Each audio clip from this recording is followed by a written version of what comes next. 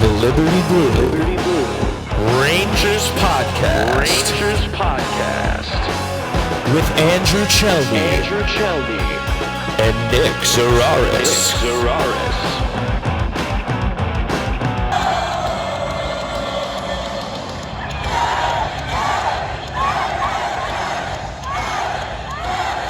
Rangers fans, welcome to the best Rangers podcast in town. I am Andrew Chelney alongside Nick Zararis, and we are Liberty Blue. We scream about the Rangers so that you can save your voice. That's how deeply we care about you, and we appreciate that you've joined us for the ride. This is episode 39 live on Twitch, Twitter, and YouTube. Full video will be up on our YouTube page, Liberty Blue Podcast, and the audio version will be available wherever you get your podcasts. Search Liberty Blue on your favorite podcast platform, and it should be there. Give the show that shiny and illustrious 5-star review on Apple Podcasts and Spotify. It helps the show way more than you think it does. At Liberty Blue Pod on Twitter and Instagram, I'm at Chelney Andrew, CHELNEY Andrew, alongside Nick Zararis, Nick ZARARIS. Those are our personal Twitter handles to follow as well. Nick, here come the Ranger. Oh no. Yeah, very, very anticlimactic. Everybody was kind of getting their ring sizes put together. Everybody was planning what they were going to be doing on June 16th, 2023. Everybody kind of just started penciling things in, forecasting things. A lot of the national media very much eat the cheese. I know Steve Dangle spent a solid minute and a half on his podcast last week saying, well, they're going to be bad defensively. Well, they're going to outscore all their problems. Let's relax. Hockey is not played in a vacuum. It is the retort every single person who hates analytics says, well, it's not played on a spreadsheet. Okay, well, we should tell the team that because right now they put together this team based on names and things they've already done as opposed to what they are going to do. That's not to say there isn't plenty of time for this to get going in the right direction, and I imagine it will. It's no coincidence they're kind of in this weird in-between right now. At the same time, they're having really poor goaltending. And yes, that is partially on the defense, but we know that Igor, and to a lesser extent, Halak, can cover up those mistakes. That's always been the Rangers' formula for a while now, is how can they win without being great at 5-on-5? Because they're not constructed to be great at 5-on-5. They're not. And that's part of how this team is built on purpose. The Rangers want their high-end talent that includes the goalie to be the difference. And against most teams, that will fly. Against the Bruins, you will not just be able to get by on having talent. The talent has to actually play sound, fundamental hockey, which the Rangers haven't done in a few weeks, to be frank with you.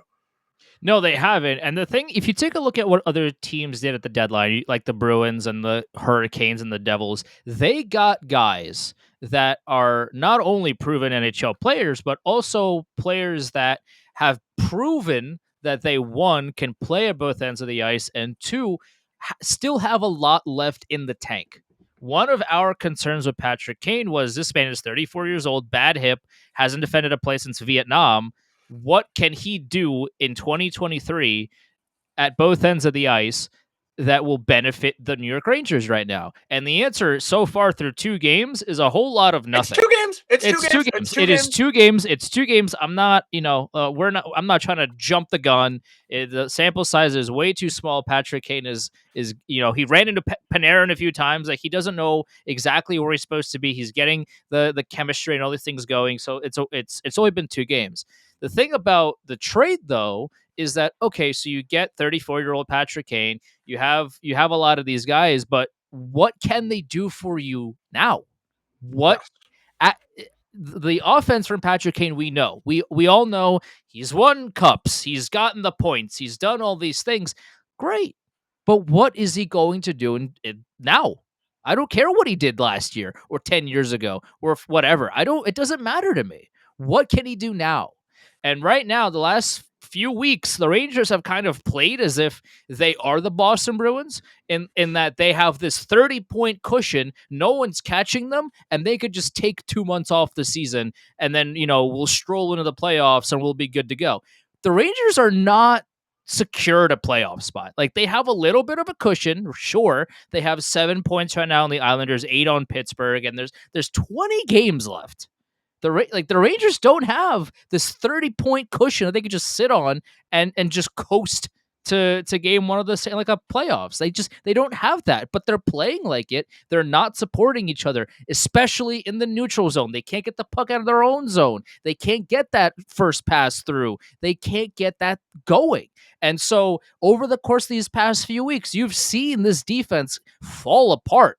Lindgren hasn't been playing, and K'Andre Miller has finally started suspension, sure, but given who is out there on the ice, I want to see at least minimal effort from everybody involved. They're not fighting for loose pucks. They're not supporting each other on the forecheck. They're playing discombobulated hockey. I understand they're shorthanded. Not everybody is on the ice right now, and they're going through chemistry issues / changes / whatever you want to call it. I understand all of that, but it doesn't matter if your effort doesn't exist. Like, you still need to support your teammate on a loose puck battle. You still have to, like if your teammate gave up an assignment to cover them for a second while they get back, like just things that pro NHL teams do, good pro teams do, that for the last few weeks now the Rangers have not done it, and at the very least it is a little bit concerning.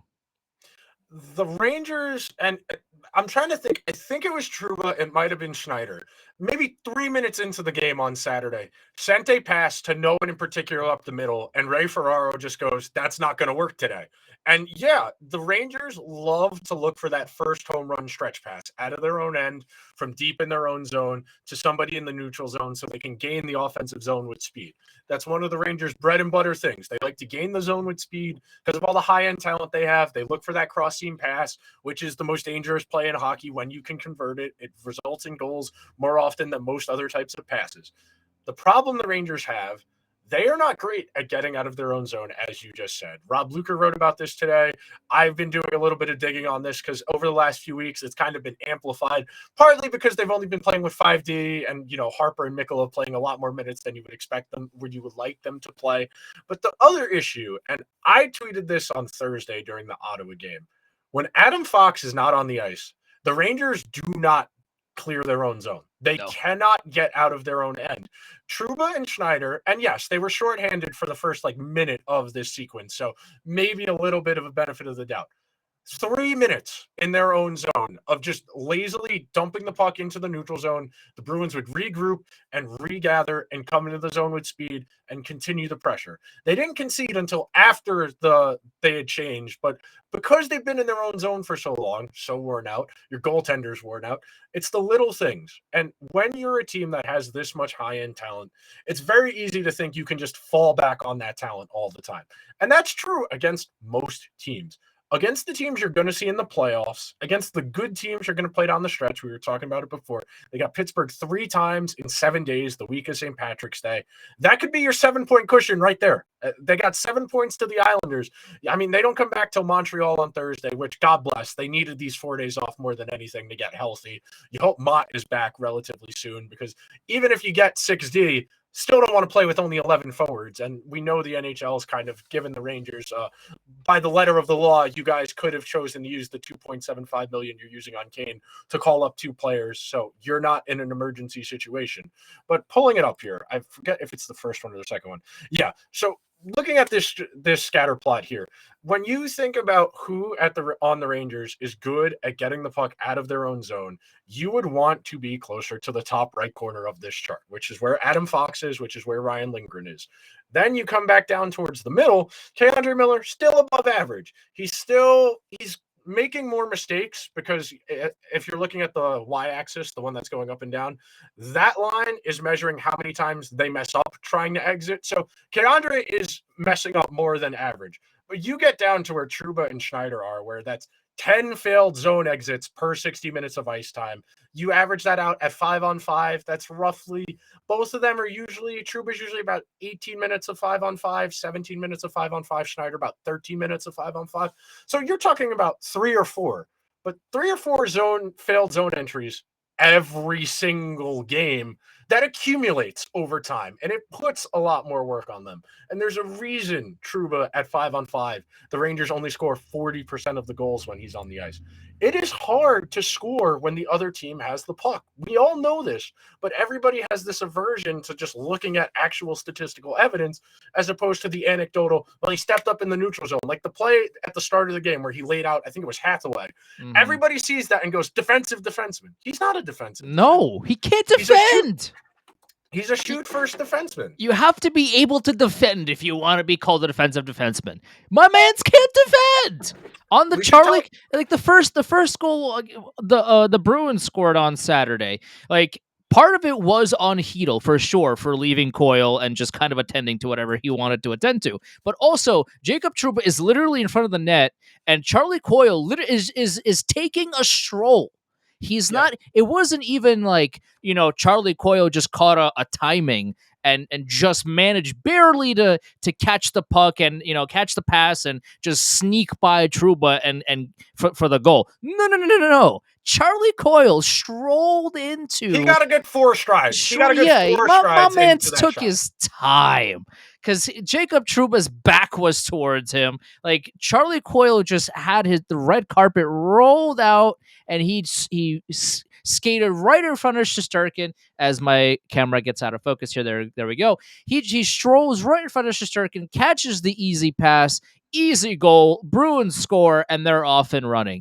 Like Jacob Trouba just stood there and watched the puck. He didn't know the pass was coming. He didn't know Charlie Coyle got all that real estate for free. He didn't know any of that. He stood there, watched the puck, didn't know the pass was coming, didn't do anything to stop the pass when it was coming, and didn't stop Charlie Coyle from taking that easy shot. Like at the end of the day, how can you be a defensive defenseman if you can't defend your own net? What are we doing? So a point on this that I want to make, because I've seen a few people make this, and it's right. Defense in your own zone is not just one guy. When you have lapses like that, that means multiple people messed up. The defender did not pass off Coyle to the right person. Then, because they didn't pass them off correctly, Trouba didn't react in time because he wasn't passed off to correctly.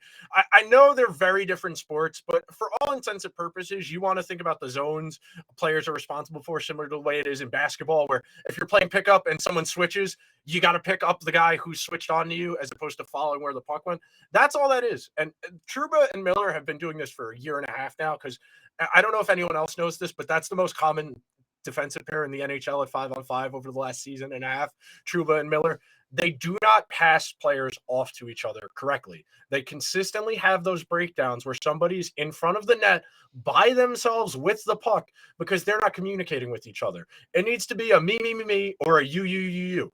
That's the type, when you have consistent breakdowns and the same one over and over again, that tells you it's a communication thing. Because if it were a structural thing, the coach would have changed it, because they are consistently messing it up. And to be fair, the Rangers have gotten pretty good defensive results against this year. They're in the mid-teens in goals against, in chances against, and expected goals against, in the mid-teens over the course of the entire season. They've done a good job of limiting the chances against. In the last month, when all of the compounding situations have come together where you're trading for new guys, you're bringing in guys who aren't as good at defense because you want them to focus on offense, you're down 2 defensemen, you're down one of your better defensive forwards, it feels like everything's kind of snowballing on them right now. So we can be reasonable. We understand the last 2 games are not how they're going to play for the next 20. That's not to say there aren't things to be red flagged, because even when they were playing well, the transition play was not good. Yeah. They were still struggling to break out of their own zone. They were struggling to get through the neutral zone, especially at teams that play higher up in the neutral zone where they have to dump the puck in and go past them to get it. Against the well-structured teams, the Rangers have struggled. And that's not just on Gallant. That went back to David Quinn. That went back to Alain Vigneault. These guys are very rooted in their ways. You are not going to get all of these guys in their late 20s and early 30s, like Kane, like Tarasenko, like Zibanejad, like Kreider, like Panarin, to change how they play hockey at this point in their careers, which is why I think it's a reasonable estimation or reasonable request that maybe we stop focusing on that first home run pass out of the own zone. That's not there.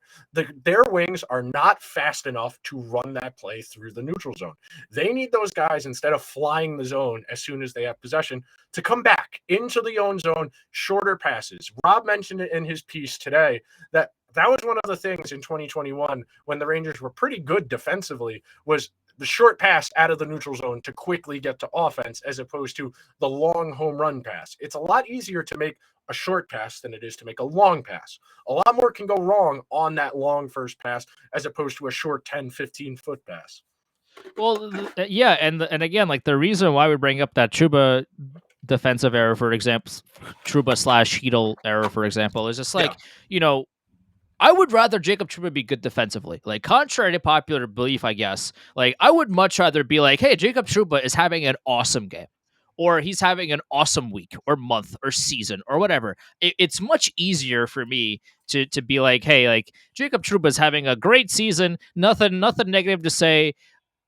Hallelujah, peaches and daisies, right? Like it's so much easier for us to just do that. But the problem with that is that Jacob Trouba does not allow us to do that because he's been horrific defensively.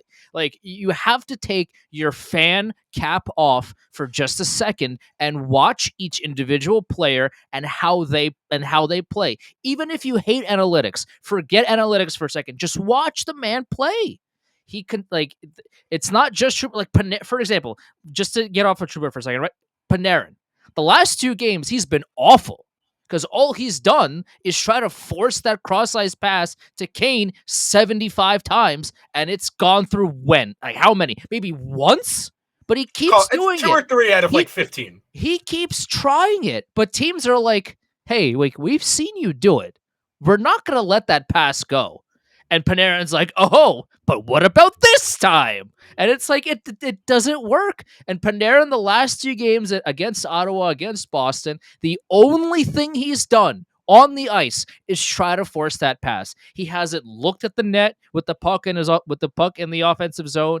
He hasn't considered a shot, hasn't considered passing it to anybody else, really. Even if he's not in the offensive zone, when he has the puck, his only objective in his mind for the past 2 games was, where's Kane? Where is he? Let me get the puck to him. Where is he? Where'd he go? Where is he? Where? Like, that's it. No one else matters.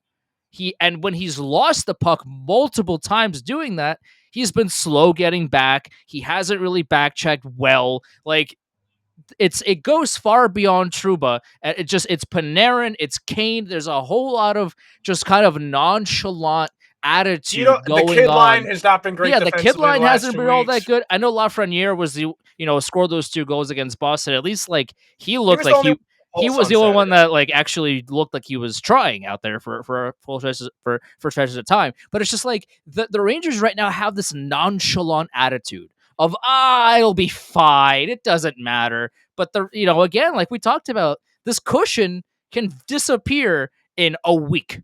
If the Rangers aren't careful, this can all go down. This could all go south very, very quickly. And they're playing like they just don't care, and I don't understand it. I'm trying to think of the way I would describe this, because, like, it's very clunky. There's a lot of non-attention to detail. It's a lot of, that guy's there, he'll make the play because the puck's kind of in his general area.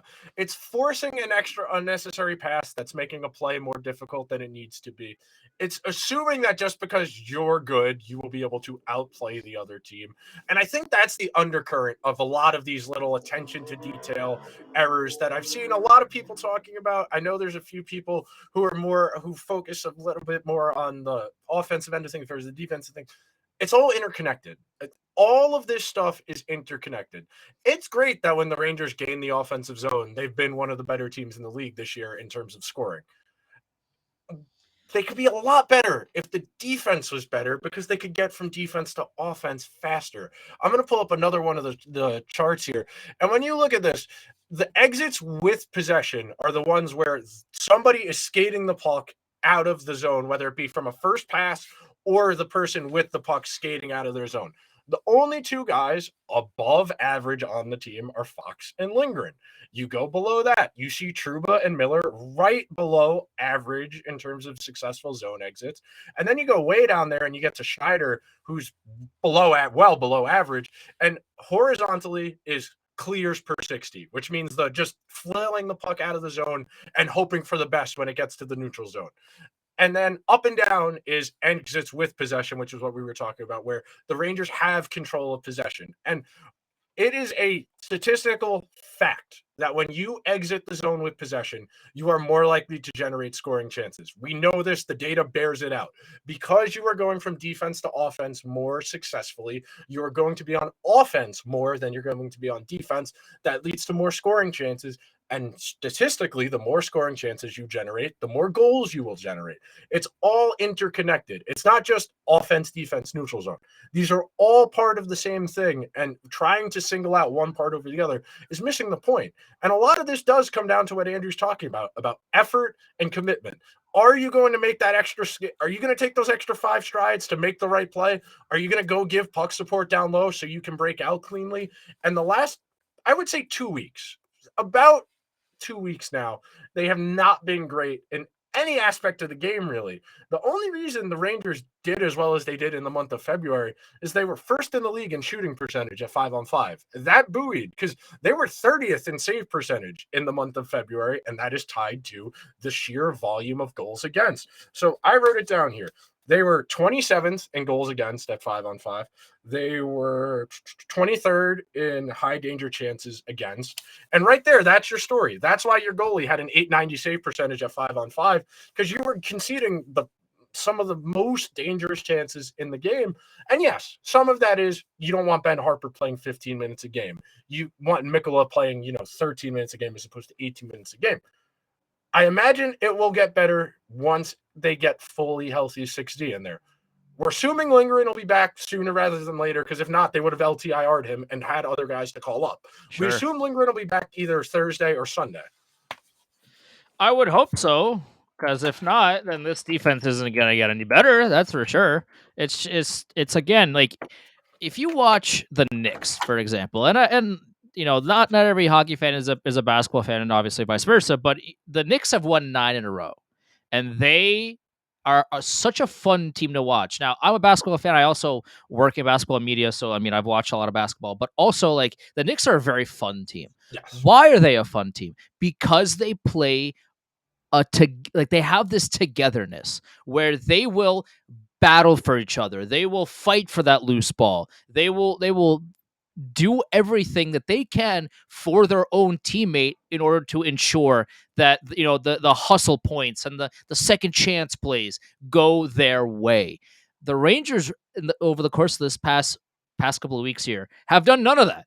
It's kind of been a Jekyll and Hyde situation with both of these New York teams. Is the Knicks right now are doing everything they can to help each other and support each other, and making sure that if someone lost their defensive part, like their defensive whoever they're guarding, that the next player is up and he's rotating and he's making life a living hell for the other player and the other team that they're playing against. The Rangers are doing zero of that. They are coasting some of the time. They're not battling for the loose puck. They assumed that because they got Tarasenko and Kane, that teams will be afraid of them and that they don't have to go 100% in order to win games. The problem with that is, hey, teams are still trying to make playoffs and win games and doing Ottawa was hungry. Things. Like Ottawa is so hungry. They've won 5 in a row. They are they got Jacob Chikrin. Like, this is a team that can do damage. If you let them in, they can do damage. And right now, the Senators, when on Thursday when they played, they were down 3-2, and then in the third period, Ottawa absolutely dominated. The Rangers didn't look like they wanted to be there. The Ottawa Senators look like a team that need points, that they were desperate for points. They wanted those 2 points. And what did they get? 2 points. The Rangers had the lead in that game. They looked like they were in control. They had it. They had so much power play time. Half the game they were on the power play. They didn't really do a whole lot with it. And the Ottawa Senators came in the third period and said, no, we actually need those 2 points. Let me just grab them from you real quick. And they did. And it looked really easy for them. That's the concern right now for the Rangers, is that teams are handily taking points away from them. The Rangers kind of are okay with that, it looks like, on the ice. And that's concerning. Because Zach, like you were saying, the Rangers were winning that game against Ottawa 3-2. And then that third period came, and Ottawa started taking the puck down low on them, and making the Rangers defenders come to them behind the net. The net front would be vacated, or the puck carrier would just drag somebody. I mean, I remember there was one sequence where Brady Tkachuk and Trouba were battling below the goal line, and Trouba cross-checked him about 6 times, and he didn't knock him off the puck or make Tkachuk lose control of the puck that entire shift, and Ottawa ended up scoring because they outworked him. They kept the cycle going. They kept their feet moving. They put pressure on the Rangers' defense. And again, they're playing 5D. 2 of the 5D aren't well suited to be playing more than 13, 14 minutes a game. Understand that. Speaking to the defensive issue. The forwards need to help, though. It's not just about who's on the blue line. The forwards are not doing anything to help either. And they're not coming back hard enough on the back check at all. They get caught too down low. That's the thing. They go too aggressive in the offensive zone. They have to go 180, 190 feet to back check, and they're out of the play. And the Rangers are consistently either even or odd man going back into their own zone, and their defensemen are not well suited to breaking up those transition plays. One of the other charts I have is who the other team targets for zone entries. They target Schneider, they target Ben Harper, they target Jacob Trouba. They don't skate at Miller, they don't skate at Fox, because they know those guys are more likely than not going to break the play up in the neutral zone. Whereas if it's the other guys, they'll dump it past them and go right by them because they're faster. That's really what it comes down to. They're faster. And the next one I'm pulling up here speaks to what we were talking about before about defensively.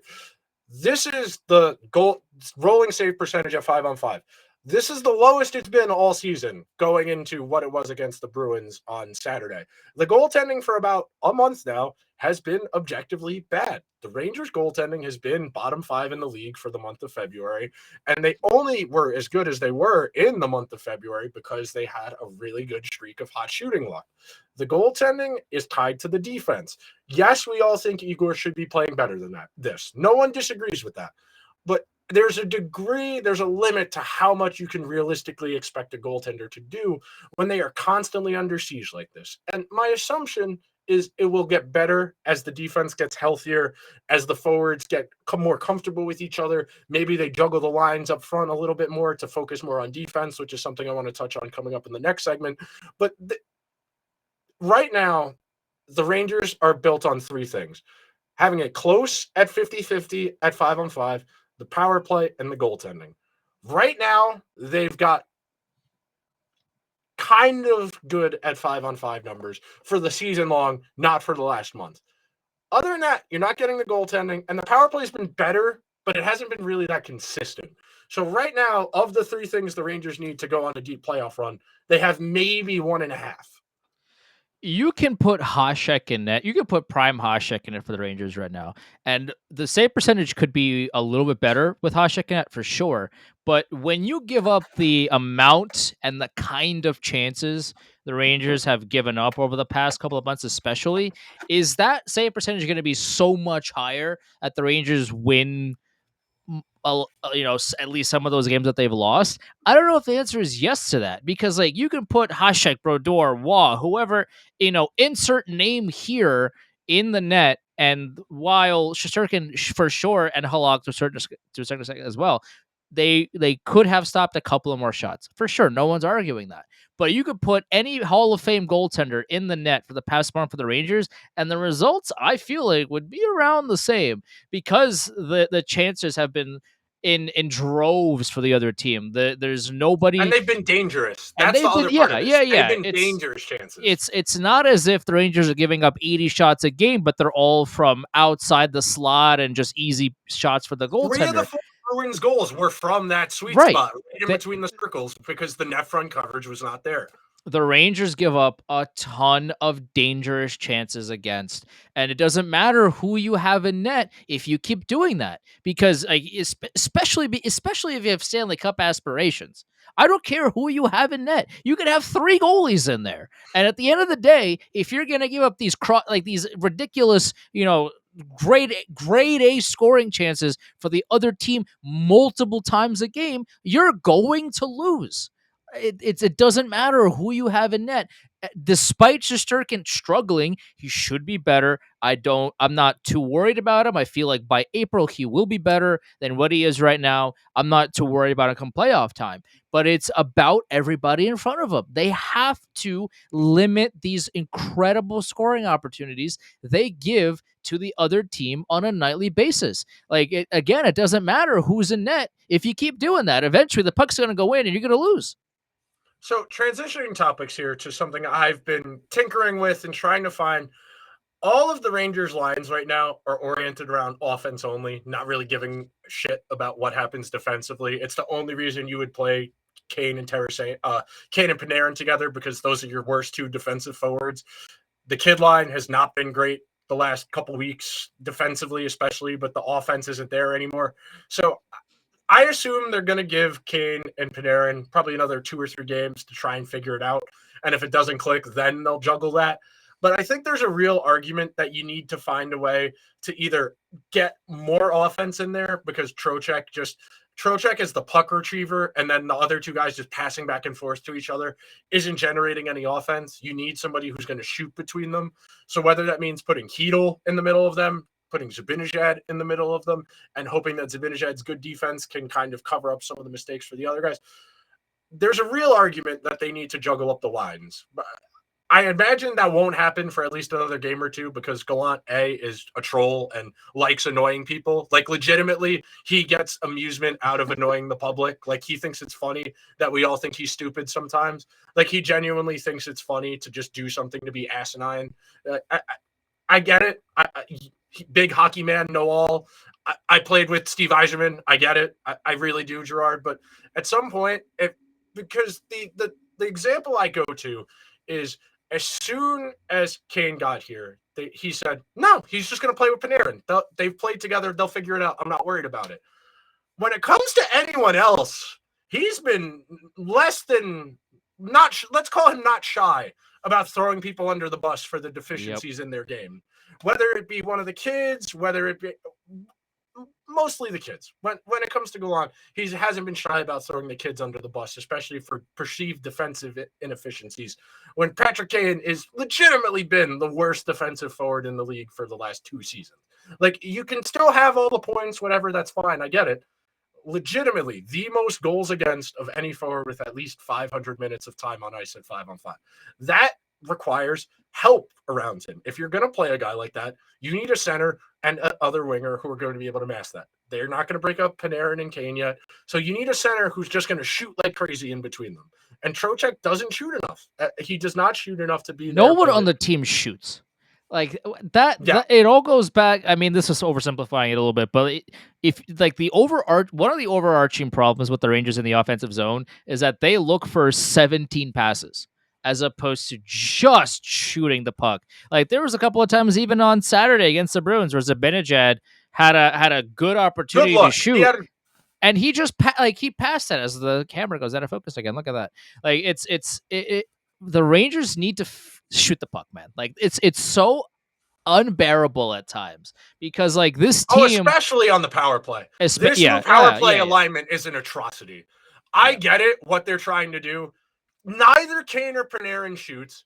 Your best shooter is Zibanejad, and he's not in a position to play the one-timer. Yep. So what are you doing effectively? You're going to have Kane and Panarin play catch. You're going to have Fox walking the line, Zibanejad clogging space, and Kreider at the net front. Kreider's useless at the net front if no one shoots. Mm-hmm. You cannot deflect the puck in if the puck does not go in towards the net. they need to reconfigure these power plays. It's good that the second power play is actually getting some time, and the idea of Tarasenko with Hedel and Lafreniere is interesting to me. I think there's a world in which they could do that at 5-on-5, and it would be interesting.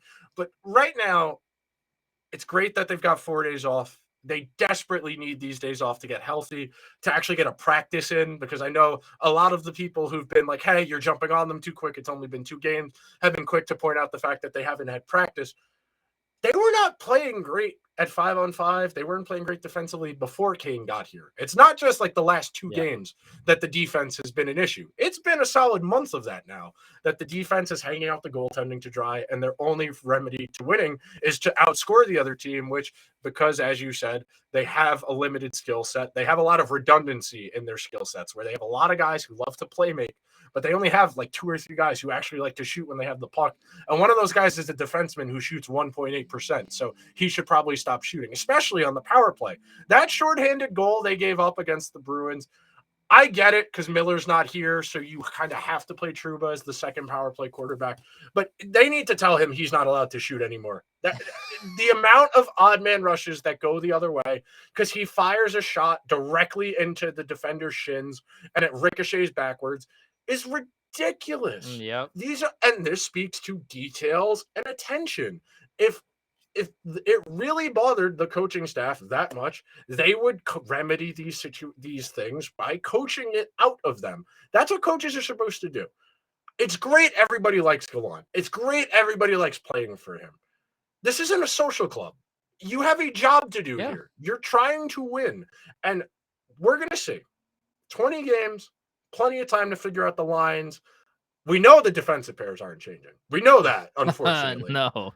Maybe they change the lines. You get a little bit more responsibly defensively, even if that means conceding a little bit of offense. But right now, this level of team defense, and when we say team defense, that means the forwards too, is not going to work at all. It's just not going to work against anyone with a modicum of actually good defense. So there are a lot of things to clean up, a lot of things to focus on.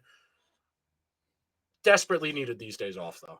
I am not at practice. I'm not in the video room. What do they do at practice? I don't know what they do at practice. I mean, we could ask Molly or Larry, I guess.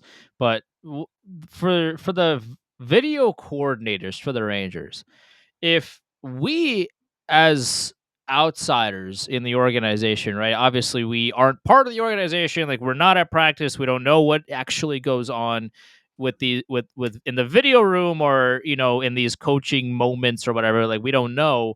But if we as outsiders have figured out that these issues exist and that have been going on for not only the past like 2 games or 2 weeks, for a while, what are these things being pointed out in the video room too? And if they are, why hasn't there been any fix? And 2, if they aren't being pointed out, that's way worse. Like, if we can see these issues, then why can't you? So that's kind of my question for the practice for this team is like, hey, I'm sure the video room sees that the defense is bad, that X player and Y player, and you can fill in the blanks of who it is. I won't have to say his name for the millionth time. Are giving up these high danger chances in front of the net, and that they keep doing it every game for eternity. Like, this is part of their play style. I'm sure the video room by now has isolated these plays and have shown them to the players. So the fact that it hasn't been fixed is an issue for everybody involved, because you would think that, like, hey, I don't know who the video coordinator, like, their names are for the Rangers, but you would think that the video coordinators would show Mr. Gallant that, hey, player X continuously just doesn't play defense, and Gallant's like, oh, it's fine, who cares, it's fine. Like, that can only be like, that's kind of like the only thing that I can think of at this point. Because this is not game 1. This is not game 2 of the regular season. These issues have been going on for months and months and months, dating back to last year. Like, a lot of these issues have carried over. They haven't been fixed. At this point, Yeah, like what's going on? I want to know, just out of pure curiosity. I'm sure the video guys have shown the team this countless times, and it hasn't been fixed. Why? Yeah, they need a little bit more of like an actual teacher. You know what it reminds me of when you have a player's coach? You know how someone's parent would always come on the field trip to be the chaperone, but they didn't really have any authority because they weren't the teacher? That is what Gerard Gallant is, because he doesn't actually like correct anything. He doesn't, oh, you messed up. This is what you should have done instead. Because it's been the same mistakes over and over again. And these are mental ones. These are preparation ones. These are detailed ones. When you watch the Bruins, every single time a player looks up with the puck on their stick, they know where the puck needs to go. When a Rangers player looks up with the puck on their stick, maybe. No. There is not a clear and defined structure that these guys play within. And a lot of it, again, I've said this more than once, is rooted in the falling back on our guys are better than their guys. We'll be able to make plays outside of structure. It's really hard to consistently make plays outside of structure. And that's why we've seen them run into difficulties against teams with certain types of structure. Why have the Rangers never been able to beat the Islanders with any real consistency? Because the Islanders play a rigid structure where you cannot get that cross-team pass through. Why have they struggled against the Bruins? The Bruins play a very tight up-the-middle structure where you cannot get that pass through. Against the Lightning, when those cross-team passes dried up, they were not able to sustain a forecheck. They were not able to cycle high to low and generate the kind of ugly goals that you need to go on long playoff runs and to win against good teams. And it's all connected. All of these little details need to be focused on, because this is how you develop. Everybody's saying, well, give it time. If they keep playing shitty, that doesn't mean anything. It's great they have experience playing together now. If it's not good experience, what does it matter? Why do we call John Cooper a really good coach, and we don't say the same thing about Gerard Gallant?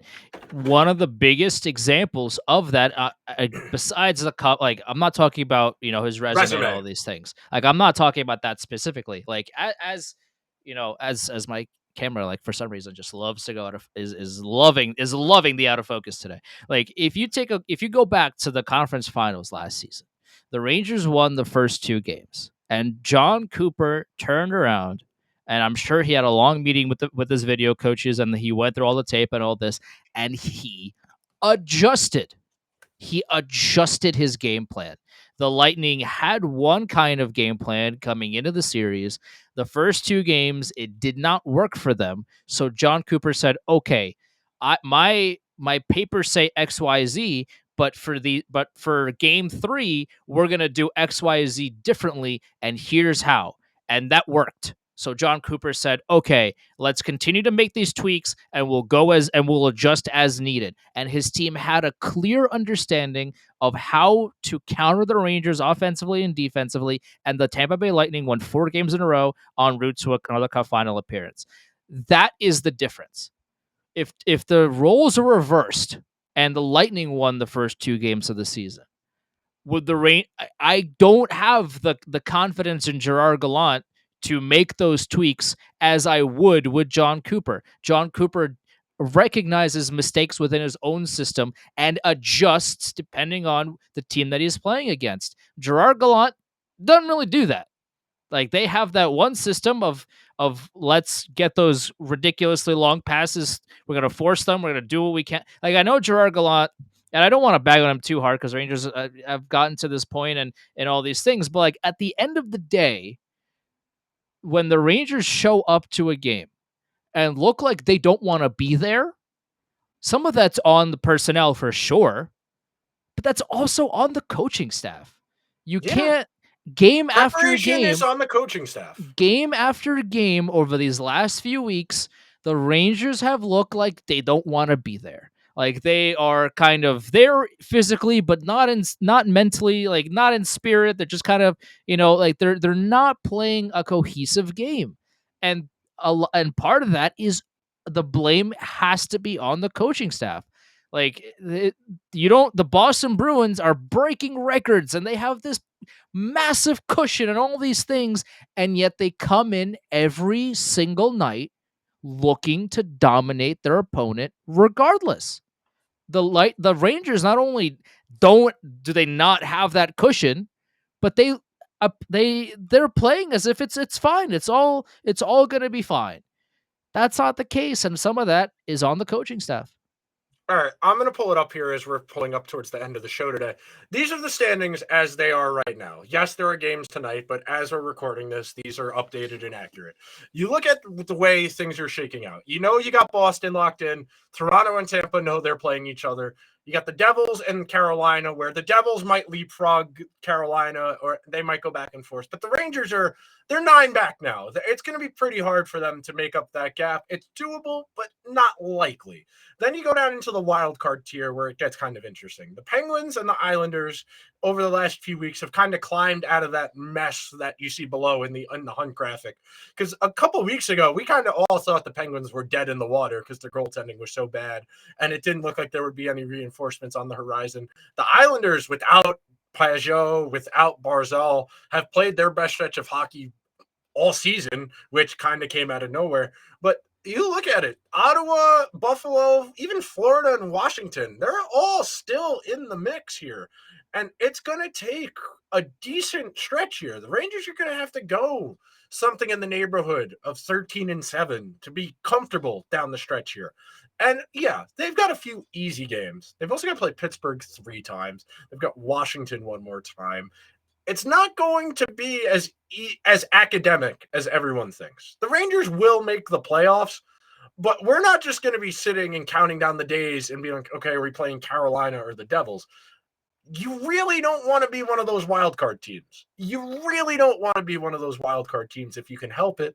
And there's plenty of time now to make up these mistakes, to fix problems that are internal, and be ready to not end up being in the spot the Islanders or the Penguins are in right now. Because if you go into that first round series against the Bruins, you're not going to feel good about that. No. No, and granted, 8 points is a lot of room between where the Rangers are and where the Islanders are. Excuse me, where the Penguins are. 4 games. It's 4 games. It's 4 There's 20 games. to go. There's a lot of time left, a lot of hockey to be played. Are we worried that the Rangers are going to fall to the wild card spot? I kind of don't think that they will, but at the same time, there's enough time left for them to do it if they continue to play this nonchalant style of hockey. If they show up to their next game and realize, hey, we're kind of a hockey team and we should be playing a professional style of play here, then they'll be fine.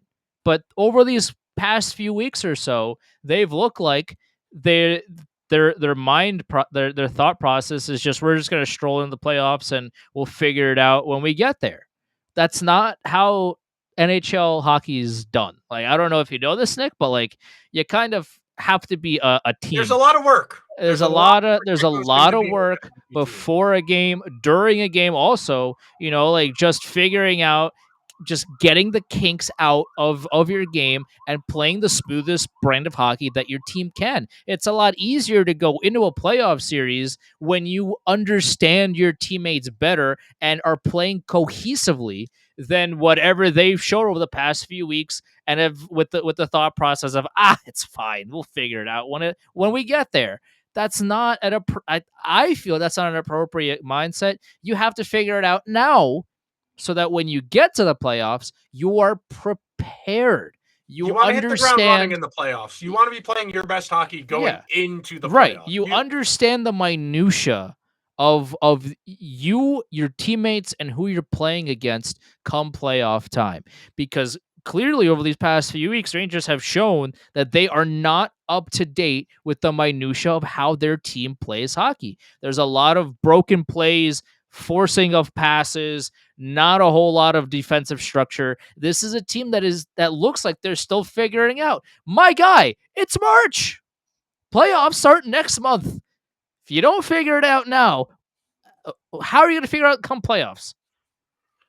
That'll do it for this week's episode of the Liberty Blue Podcast. Make sure you are subscribed on whichever podcasting platform you prefer. If you're on Apple Podcasts or Spotify, throw us a 5-star review. Those are very helpful. Follow along on social at Liberty Blue Pod on Twitter and Instagram. Live every Monday, Twitter, Twitch, and YouTube. The YouTube is at Liberty Blue Podcast. The personals, follow Andrew's, Chelney Andrew, Chelney Andrew. Mine is Nick Zararis, Nick Zararis. Everybody have a good week. We will see you next week. Rangers got a few between now and then. We'll see you guys then. Later.